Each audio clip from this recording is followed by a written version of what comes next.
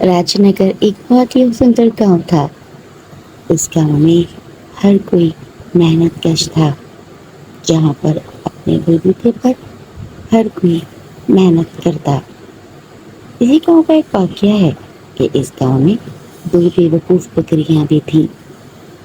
ایک روز وہ دونوں بکریاں اپنے اپنے حصے سے چر کے اپنے اپنے گاؤں جا رہی تھیں۔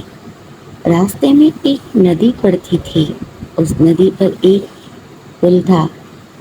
اس لکڑی کے اوپر جب یہ دونوں بکریاں اپنے اپنے راستے گاؤں جانے لگی، راستے میں دونوں کا ٹکراؤ ہوا۔ ایک بولی، او چھوٹی، تو میرے راستے میں آ گئی، ہٹ جا۔ چھوٹی بولی، چل ہٹ بڑی، میں چھوٹی ہوں، پہلے میں جاؤں گی۔ بڑی نہیں مانی۔ چھوٹی نے بھی اسے ٹکر دے ماری۔ بڑی کو اپنے بڑے ہونے پر ناز تھا۔ وہ اسی ٹکر کو کھاتے ہی ایک دم ندی میں جا گری اور بیچاری پانی میں بہتی ہوئی نہ جانے کہاں نکل گئی۔ چھوٹی بھی کرتے ہوئے اپنے گاؤں کے جانے بھولی۔ تو آپ کیا کہتے ہیں؟